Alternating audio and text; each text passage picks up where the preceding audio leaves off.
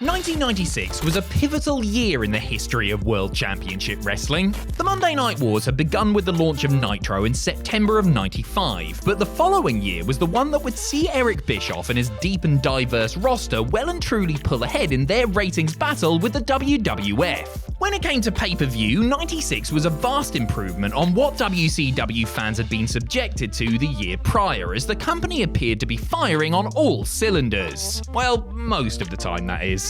I'm Adam Pacitti from Cultaholic Wrestling, and this is every WCW pay-per-view of 1996 ranked from worst to best. Join us. Number 10, Uncensored. Uncensored was not just the worst WCW pay-per-view of 1996, but is in contention for the worst wrestling pay-per-view of all time. It started out well enough, with Conan defending his United States title against Eddie Guerrero. Eddie had not fully found his feet in WCW at this point, and was, in truth, a slightly bland babyface, but the match was decent for what it was, if not nothing you ever have to go out of your way to see. Following that was one of the stiffest matches ever seen in an American wrestling ring to that point. Leave it to an Englishman and an Irishman to knock 7 shades of you-know-what out of each other in a scrap that was gripping in its own way, but suffered from a lack of crowd heat and a cheap disqualification finish. Up next was Colonel Robert Parker beating Medusa in a rare intergender match, about par for the course for this sort of thing. The quality level dipped considerably in the I Quit wrestling match between Diamond Dallas Page and the Booty Man, where DDP would have to stop wrestling if he lost the bout. An awkward, dull match that went about 8 minutes too long proceeded to play out. Page not only lost the match, but then had to watch his wife snog Brutus the Butcher Barber Beefcake Man with no name. I hope she got paid double for that spot, I really do. British wrestling legend Giant Haystacks, wrestling as Loch Ness, then lost a woeful contest to the Giants. You can see what they were trying for here with the freak show aspect, but Nessie clearly shouldn't have been out there in what turned out to be his last ever match. At least it was short. Short cannot be used to describe the 30 minutes, yes, 30 minutes, tag team Chicago street fight between the Road Warriors and Booker T and Sting. An interminable slog this was. And then there was the main event. Oh, what can we say about the Doomsday Cage match between the Mega Powers and the Alliance to End Hulkamania? What can be said that hasn't already been said about one of the biggest sports entertainment atrocities ever committed? There's really nothing more to add. If you haven't seen it, it's worse than you think. If you have seen it, it's worse than you remember. May God have mercy on us all. Number 9, Slamboree. How many matches is too many matches? After watching Slamboree 1996, I will put forward that 15 matches is probably too many matches. The concept of Slamboree was the Lethal Lottery, a tag team tournament where the partners were supposedly drawn at random. This, in theory, could make for some interesting scenarios, as enemies may have to join forces and regular tag team partners may be asked to battle one another. In practice, it wasn't all that intriguing and bred lots of short, unmemorable matches, capped off with a run-of-the-mill battle royal to declare the Lord of the Ring. I won't bore you, or more importantly myself, by going through all the tournament bouts, but the highlight, such as it was Randy Savage and Ric Flair teaming up against Eddie Guerrero and Arn Anderson. The 4 Hall of Fame talents got about 4 minutes, and it was mostly storyline-based stuff, but there were flashes in there that made you wish they'd met under conventional circumstances with 3 times the minutes. I should also point out the cracking exchange between the Steiner brothers in an earlier contest too. Aside from the tournament bouts and the Battle Royal won by DDP, there were 3 title matches on offer. Dean Malenko defended his cruiserweight belt against Brad Armstrong in a solid but unspectacular affair. Conan downed Jushin Liger to retain his US title in a fair match, and the Giant bested Sting to keep his WCW World title in a respectable headliner. Number 8, World War III. World War III 1996 kicked off in spectacular fashion, with Ultimo Dragon defending his J-Crown of title belts against Rey Mysterio Jr. The Japanese masked man and the high-flying luchador never failed to ignite when they met in the squared circle, and this opener was no exception. A state-of-the-art blending of styles, both men showcased why they were considered two of the very top talents in the world at that time. Dragon retained, but Mysterio dazzled once again and was no worse off for losing. Since not many matches could likely follow that exhibition, WCW did the smart thing and went for a pure slice of sports entertainment next, with Chris Jericho tying one hand behind his back and taking on crooked referee Nick Patrick. Just good old-fashioned fun, this. The Giant's victory over Jeff Jarrett was short and pretty average, the highlight of it being the arrival of Sting, now in full-on Crow getup. A tag match between Harlem Heat and the amazing French Canadians wasn't so amazing, but it did feature some French Canadians, so I guess they got away with that one there, didn't they? This led to Sister Sherry getting 5 minutes with Colonel Robert Parker due to Booker T and Stevie Ray scoring the win. Sherry walloped Parker before he and his team hightailed it out of there. Smart thinking, Sherry was fierce. A 15-minute cruiserweight title match between Dean Malenko and Psychosis by rights should have rivaled the opener for Match of the Night honors. But what could have been an explosive affair was in fact rather subdued due to the Man of 1,000 holds seemingly trying to use most of them on the Masked Man. The Outsiders retained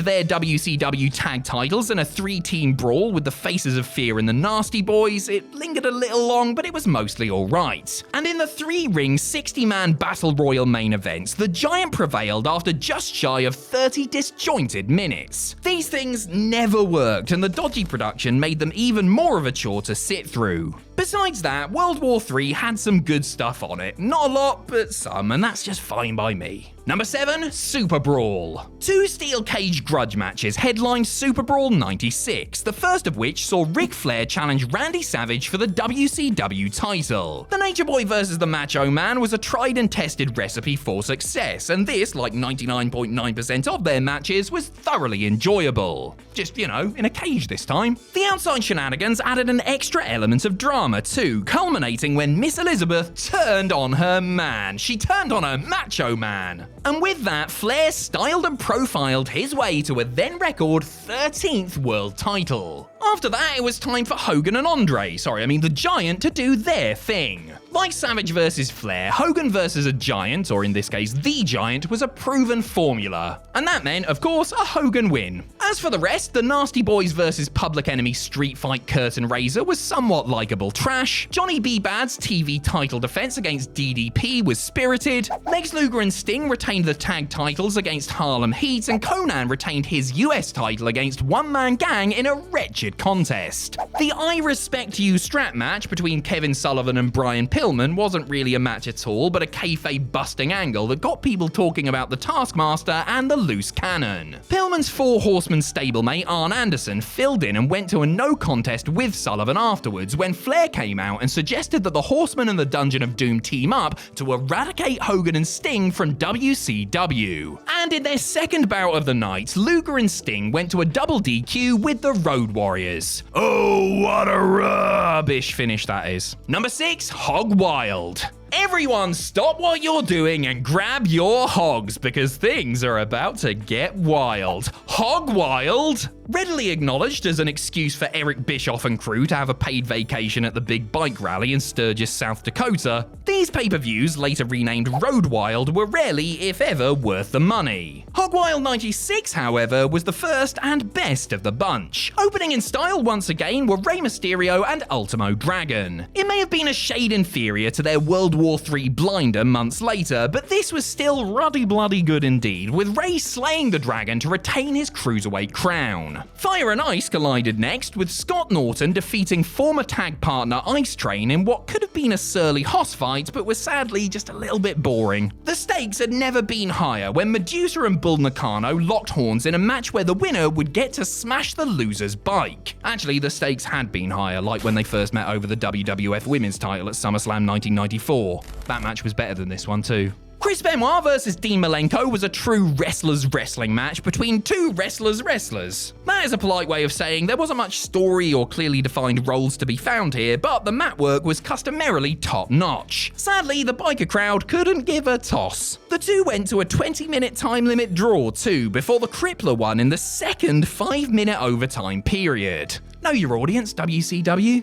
The tag title match between Harlem Heat and the Steiners woke the crowd up some with a hard-fought effort. Up next, US champ Ric Flair defended against Eddie Guerrero. It was a proper treat, with the Nature Boy giving Guerrero plenty of opportunities to shine in a real seesaw battle that saw Flair walk away with the gold after having to really work for it. The Outsiders beat Luger and Sting in a listless stroll thanks to some help from that crooked referee Nick Patrick. And in the main event, Hulk Hogan beat the Giant in a very simple but undeniably effective match to recapture the WCW World title and solidify the newly formed New World Order as the most dominant group in the biz.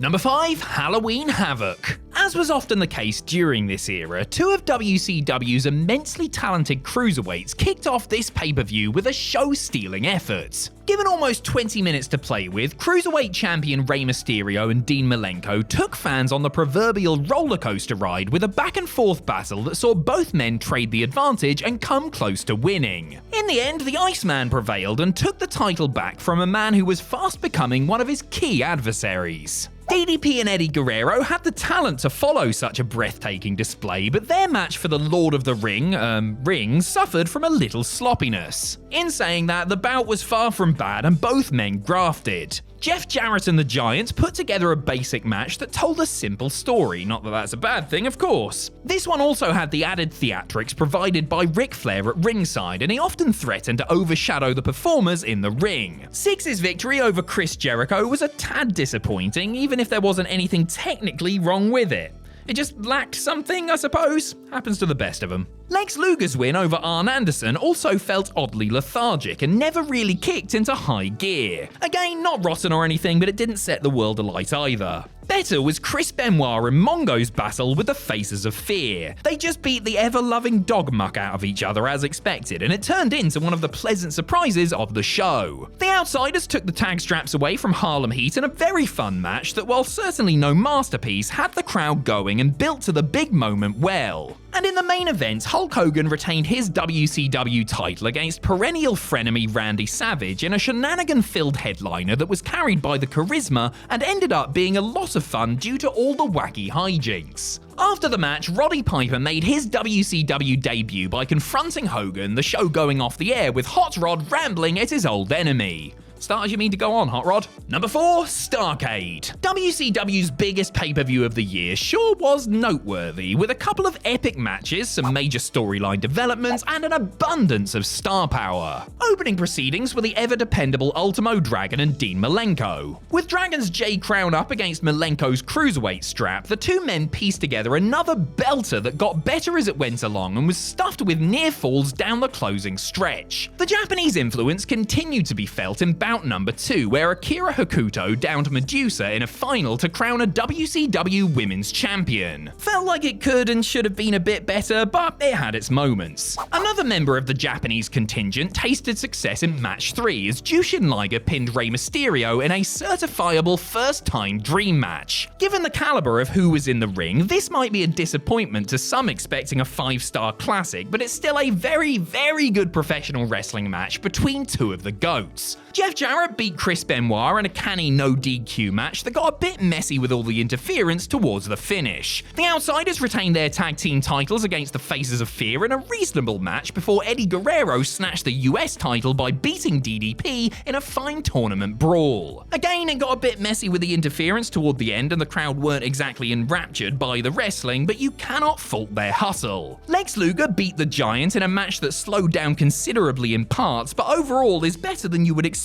it to be going in. And in the main event, Roddy Piper beat Hollywood Hulk Hogan in an old school type of match between two pros who knew just what to do to get the reactions they desired. The title not being on the line kinda telegraphed an outcome which was nonetheless perfectly satisfactory. Number 3, the Great American Bash. One pay-per-view away from the formation of the business-changing New World Order, the Great American Bash put more of the pieces of the puzzle together and gave fans a night of mostly great wrestling and storyline advancement. It all began with the Steiners battling fire and ice in a match where there must be a winner! It was just a regular match, to be honest, but it was suitably hossy and picked up nicely towards the finish, which saw a win for Scott and Rick. Konnan then defended his US title against El Gato, former Orient Express member Pat Tanaka, in a bootleg Tiger Mask mask. Wasn't the best thing you'll ever see, but it was a mostly enjoyable 6 minutes or so. DDP and Marcus Bagwell had their working boots on in their Lord of the Ring match and did what they could to engage punters. Rey Mysterio made his WCW debut next, losing a sterling match to WCW Cruiserweight champion Dean Malenko. Mysterio didn't realize this was going to be a pay-per-view match and was even mocked in the dressing room before bell time, but duly dropped jaws in the arena and backstage with his revolutionary performance, earning him a deserved standing ovation when he came back through the curtain. A star was very much born on this night in Baltimore. Speaking of stars, John Tenta and Big Bubba, bless him, were two big ones for the WWF a few years before their meeting here. Their match would have doubtless been a bit better a couple of years prior, but this was nothing to be ashamed of from the two big men. Chris Benoit beats Kevin Sullivan in a wild and intense Falls Count Anywhere match. While Benoit was noted for his technical mastery, he proved here that he could brawl with the best of them as the two men fought all over the building. Sting and Lord Steven Regal meshed wonderfully in their special challenge match. Just two great professional wrestlers have a great professional wrestling match. You love to see it, don't you?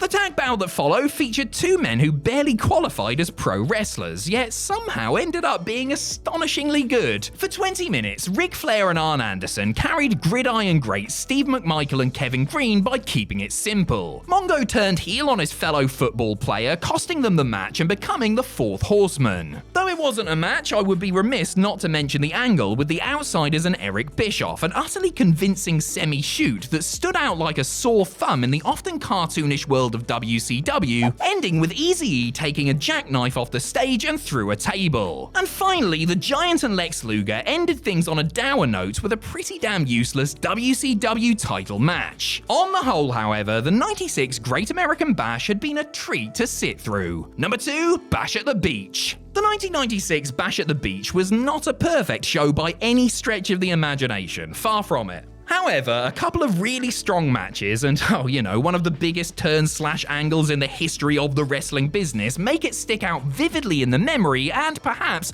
award it a kinder rating than the sum of its parts may fully deserve. As far as match quality goes, things peaked in the opener as Rey Mysterio and Psychosis tore the house down with a 15-minute lucha exhibition that few could hope to follow. John Tenta and Big Bubba, fighting over a sock full of silver dollars, weren't able to match the excitement, and neither were DDP and Jim Duggan in their taped fist match over the Lord of the Ring.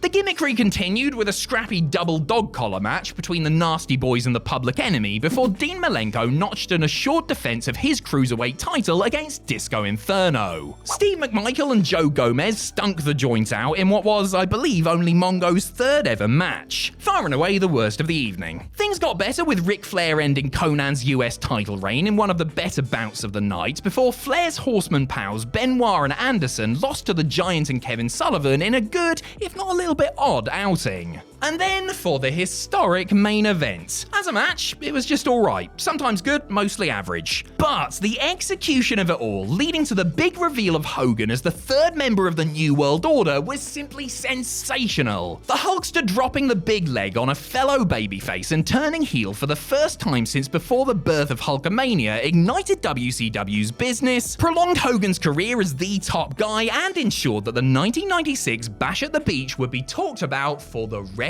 of time.